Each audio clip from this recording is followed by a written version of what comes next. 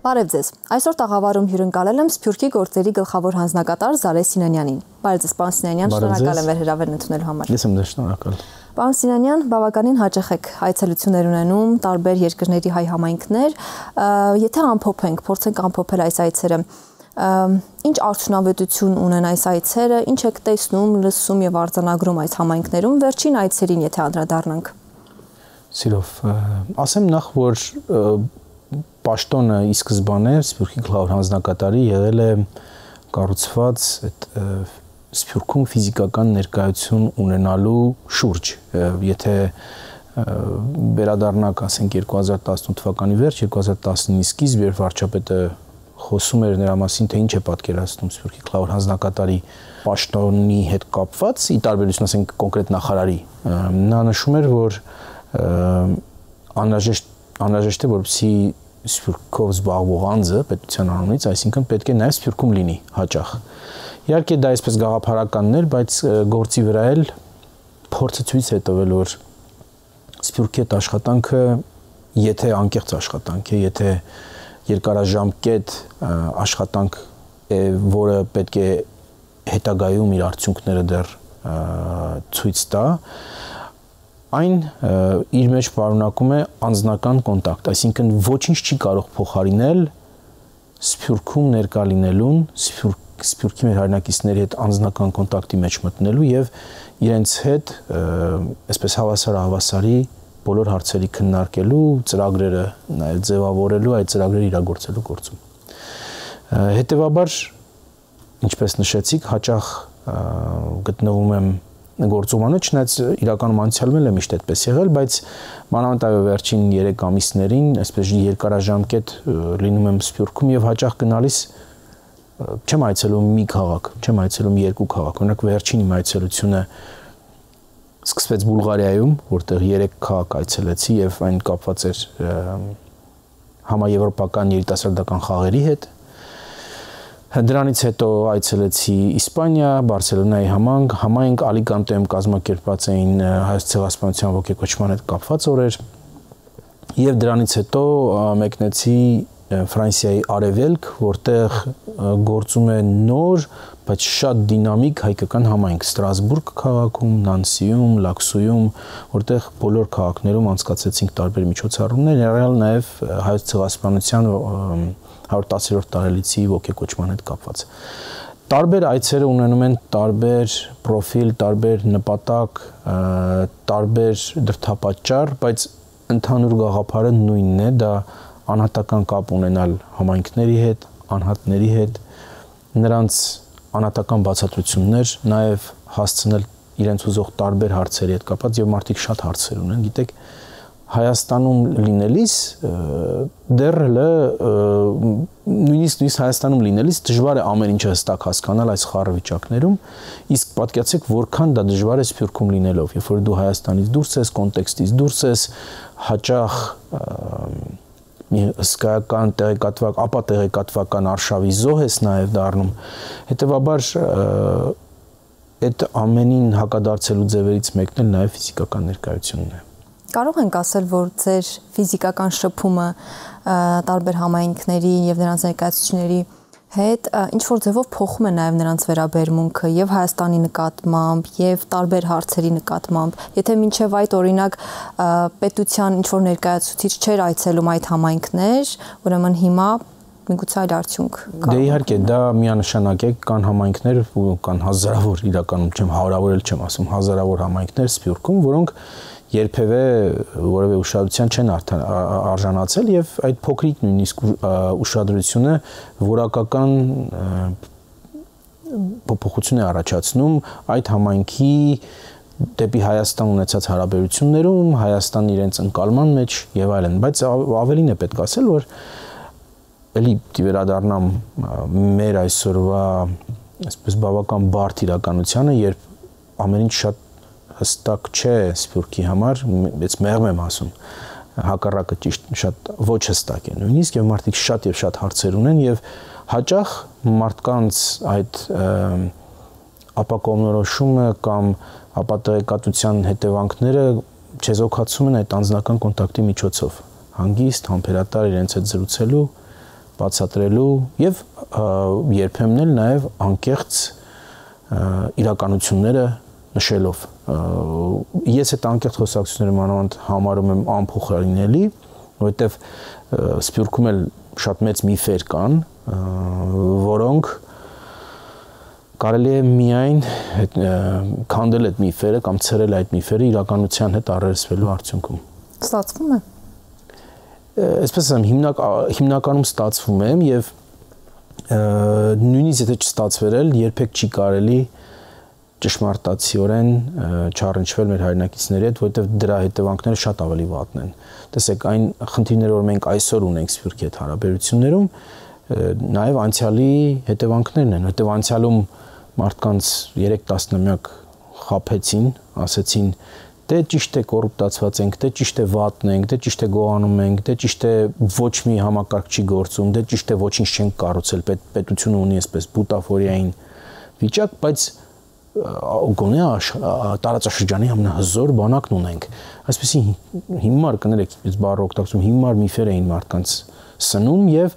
Սփյուռքին էլ հարմար էր դա ընդունելը եւ հավատալը, որովհետեւ իրենց մի փոքր հանգստություն էր տալիս, նաեւ հեշտ պատասխան էր լինում։ Իհարկե ցանկացած քաղաքականությունից կամ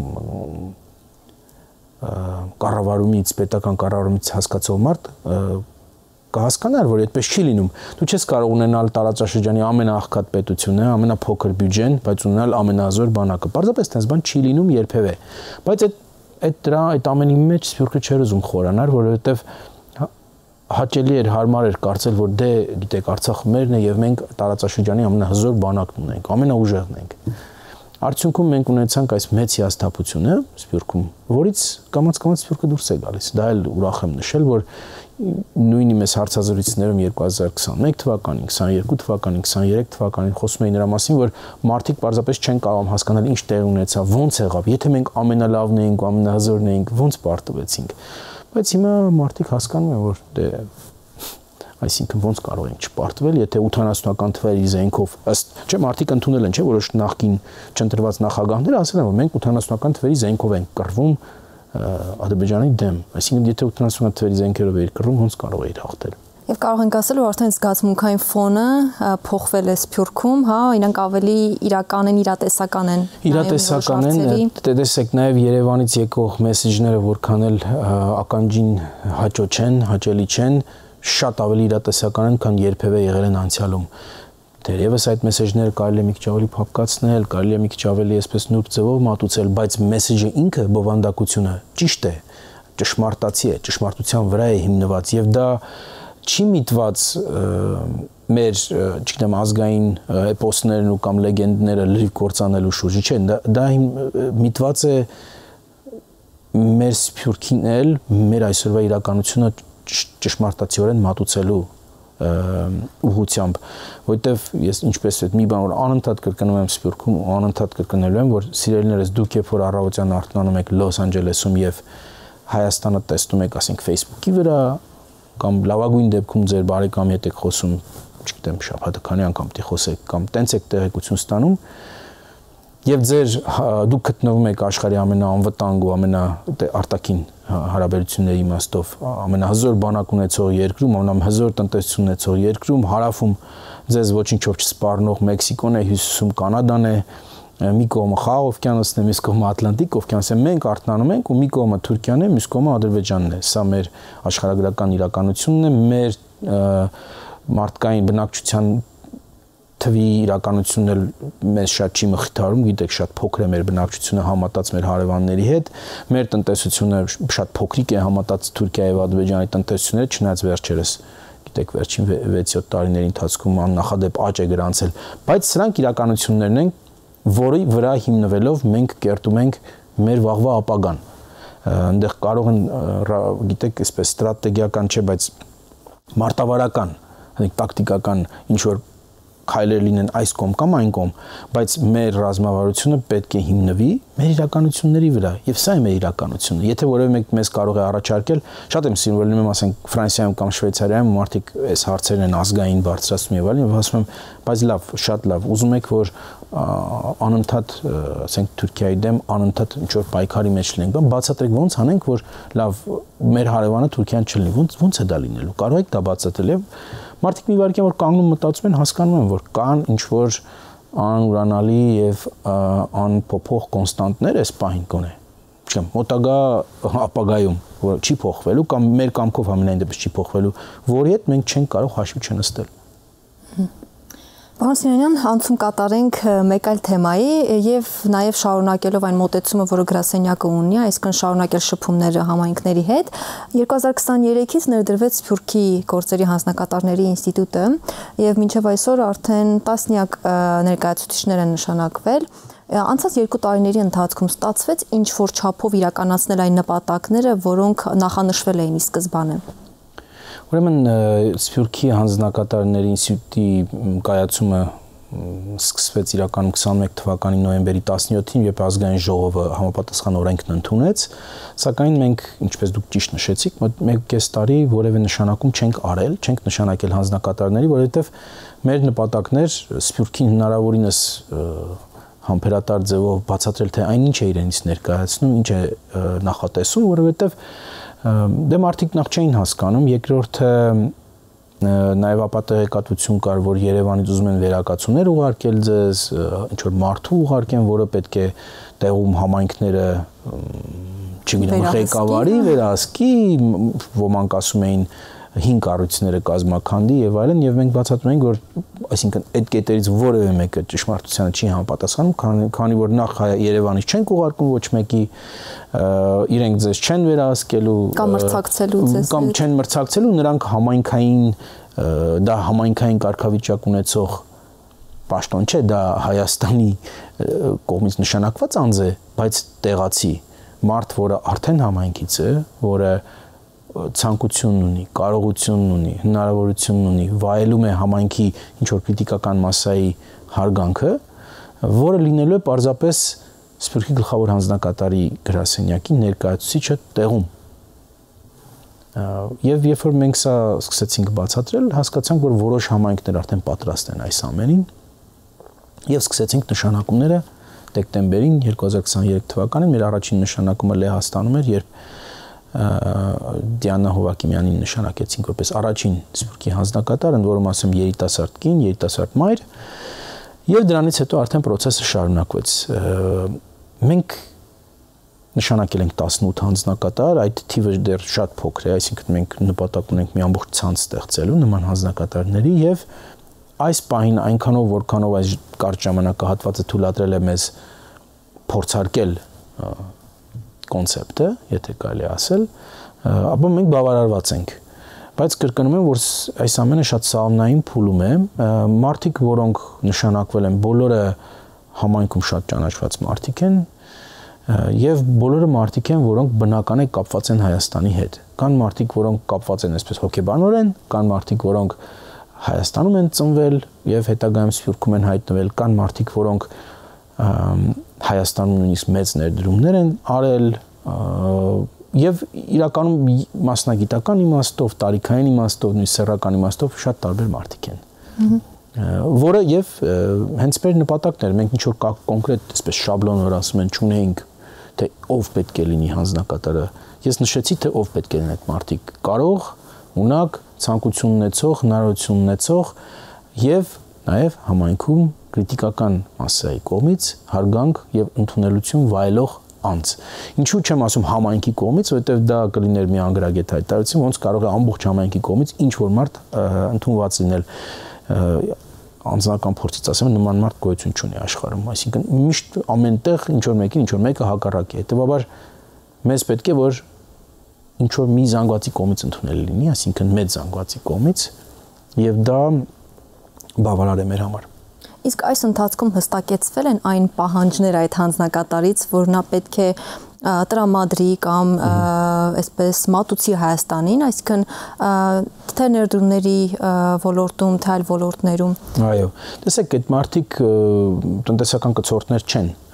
բայց իհարկե որպես համայնքի մարդ եւ ասացի նրանցից շատերն էլ արդեն ներդրողներ են Հայաստանում, իհարկե իրենք ի սկզբանե դրանով զբաղվել են եւ հիմա էլ պարզապես շարունակում են անել այն, ինչ որ արել են, բայց որպես հանձնակատար իրենք ներդրումը չեն անում որպես հանձնակատար, իրենք ներդրող էին, հետո են դարձել հանձնակատար։ Պարզապես մենք ունենք կրիտերիա, թե ինչ ենք իրենցից սպասում եւ այդ կրիտերիան գրել են շատ ճկուն լեզվաբանորեն ճկուն ձևով, այս լեքսիկոնը այնպեսին է, որպեսզի կրկնում եմ չստեղծենք այնպիսի պայմաններ, որ ինչ որ մի տեսակի մարդ լինի այդ հանձնակատարը։ Մեզ պետք են մարդիկ, որոնք արդյունավետ են լինելու որպես հանձնակատարներ տեղում, իսկ թե ոնց են իրենք արդյունավետ կախված է նաև տեղից։ Հասկանում եք, օրինակ Լեհաստանի համար Դիանա Հովակիմյանը, որի անունը տվեցի, ճիշտ մարդն էր, բայց Դիանա Հովակիմյանը ճիշտ մարդը չի լինի, ասենք Լիոնի համար կամ Մարսեի համար, որտեղ լրիվ այլ միջավայր է, ծավալը համայնքի լրիվ այլ է, կողմ եւ այսպես դեմ ուժեր կան նաեւ Հայաստանին, հետեւաբար ամեն մեկը այդ կրիտերիայի մեջ գտնում է իր անելիքը եւ իհարկե մենք էլ բոլորի հետ շարունակական անհատական աշխատանքի մեջ ենք եւ մինչ այս պահը կոնցեպտը ինքերեն արդարացրել է, կրկնում սկզբնական փուլում է եւ մենք էլ անընդհատ իհարկե բարելավելու ենք նաեւ այդ կրիտերիան, ճշգրտումներ ենք անելու շարունակաբար, որովհետեւ մեզ այնպես չի որ սա փորձված մի ֆորմատ էր, որը մենք կարող ենք ինչ որ մեկի փորձը վերցնել եւ հաստատ իմանալով արդյունքներին չեն լինելու, կրկնօրինակ ենք։ Ոչ, մենք սա նոր զրոյից ստեղծել ենք եւ նույնիսկ ինքներս էլ մեր փորձի վրա անընդհատ բարելավելու ենք։ Պարոն Շիրյանյան, անցում կատարենք նաեւ հայրենադարձությանը, որը բավականին այսպես կարևոր թեմա է Հայաստանի համար, կարևոր է մնում։ Եթե խոսենք տարբեր հենց հայրենադարձության ցուցանիշներից, կարող ենք ասել, որ տեմպերը ակտիվացել են նաեւ հայրենադարձության։ Դժվարանում եմ այդպիսի պատասխան տալ, որովհետեւ բացահայտ է, որ 22-23 թվականին մենք ունեինք բացարձակ այսպես վերջին ժամանակների ռեկորդներ հայրենադարձության հետ կապված եւ դա կապված էր ուղղակիորեն ռուս-ուկրաինական պատերազմի վերջին փուլի սկզբի հետ։ Մենք ունեցանք մեծ թվով ռուսահայեր, մեծ թվով նաեւ ուկրաինահայեր, որոնք տեղափոխվեցին Հայաստան։ Վերջին տարիներին այդ դինամիկան նույն տեմպերը չունի իհարկե։ Հետևաբար չեմ ուզում ասել, որ տեմպերը մեծացել են։ Ուրիշ բան կարող եմ ասել, որ մենք ավելի պատրաստ ենք եւ ավելի կարողություններ ունենք եղած հայրենադարձների հետ ավելի արդյունավետ ձևով աշխատելու։ Այսինքն մենք բացեցինք հայրենադարձության ինտեգրման կենտրոնը նորից 2023 թվականի հունիս ամսին եւ այդ կենտրոնը այսօր տալիս է եւ մատակարարում է բավական լայն շրջանակ տարբեր ծառայությունների մեր հայրենադարձների համար, որպեսզի իրենց հայրենադարձման գործընթացը լինի հնարավորինս այսպես փափուկ, հաճելի եւ ոչ պրոբլեմատիկ։ Դա ինքնին արդեն շատ կարեւոր է, որովհետեւ դե հայրենադարձությունը կարող է լինել տրավմատիկ, այսինքն մարդիկ կարող է գան եւ առնչվեն այնպիսի դժվարությունների հետ, որ ասեն չէ, մեր տեղը չի այս երկիրը եւ թողնեն գնան։ Մենք դրան ականատես ենք եղել, հայերս ականատես ենք եղել Սիրիահայերի 2011 թվականից հետո Հայաստան գալու այդ գործընթացի արդյունքում, չէ՞, ըստ տարբեր գնահատականների Հայաստան տեղափոխված Սիրիահայերի 2/3-ը հեռացան գնացին երրորդ երկրներ։ Դա լավ չի։ Իհարկե անխուսափելիորեն ինչ որ մասը միշտ գնալու է, անխուսափելիորեն։ Եթե նույնիսկ Հայաստանը երկրագնդի վրա դրախտը լիներ, ինչ որ մեկը նախընտրելու էր ոչ դրախտը։ Բայց մեր նպատակն է, որ այդ թիվը մնացողների, ցանկություն ունեցողների, որպեսզի մնան, թիվը լինի մաքսիմալ, իսկ գնալ ցանկություն ունեցողների թիվը լինի մինիմալ։ Հետևաբար ինչ է պետք դրա համար պայմաններ։ Պայմանները կան, տեսեք, պայմանները երկակի պայմաններ են։ Մեկը այն պայմաններն են, որոնք արդեն Հայաստանի բնակիչների համար են անհրաժեշտ, լավ կրթություն, լավ առողջապահություն, լավ ենթակառուցվածքներ, մեծ աշխատաշուկա, այսինքն ինքնաձևավորվելու եւ ինքնադրսևորվելու հնարավորություն մարդամար։ Եվ կան նաեւ այլ պայմաններ, որոնք զուտ հայրենադարձների համար են հաշվի առնելով իրենց առանձնահատկությունները։ Ինտեգրման կենտրոնը այդ երկրորդ մասն է ապահովում։ Մարդկանց համար սկսած իրենց Հայաստան տեղափոխվելու պայմանները հոգալու մասին այդ լուծումներ գտնելուց, այո, մենք դա անում ենք, վերջացրած, երբ որ իրենք գալիս են, այսինքն ինչ են անելու իրենց երեխաները այստեղ,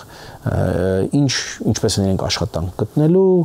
արդյոք պետք են իրենց համար ինչ-որ քրթական դասընթացներ, արդյոք պետք են իրենց համար կացարան գտնելու, ինչ-որ խնդիրներ լուծելու, մենք այդ ամբողջ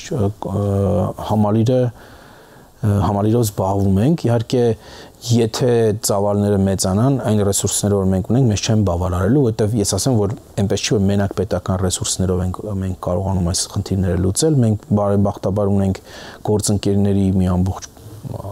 մասնավոր հատվածից եւ նաեւ հասարակական հատվածից, որոնք այսպես տարբեր բացեր փակում են մեզ համար, այն բացերը, որոնք պետությունը չի կարող փակի կամ բյուջեն չի փակում, մեր գործընկերներն են դա անում, բայց եթե ասենք Աստված տա այնպիսի պայմաններ ստեղծվեն, որ մեծ թվով հայրենադարձներ ուզեն հայրենադարձվել Հայաստան, ապա բնական է, որ այնտեղ ռեսուրսային լուրջ խնդիր կառաջանա եւ այդ դեպքում ես համոզված եմ պետությունը համապատասխան ձևով կարձագանքի։ Պարոն Սիրոնյան, կխնդրեմ նաեւ խոսենք ծրագրերի մասին, գրասենյակի իրականացրած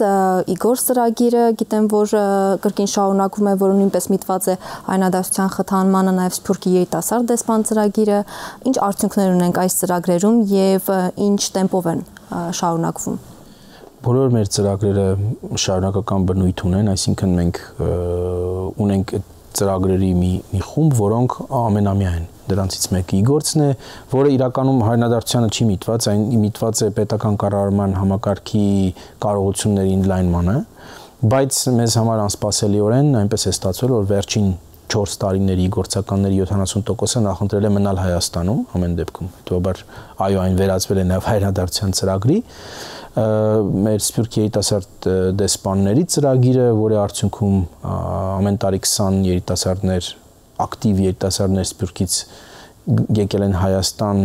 այսպես պատրաստական կուրսեր են անցել եւ վերադարձել են իրենց համայնքները եւ շարունակել են իրենց գործունեությունը այնտեղ, բայց անցյալ տարվանից այդ թիվը մենք բարձրացրել ենք 20-ը դարձել ենք 30, որտեղ պահանջարկը շատ էր։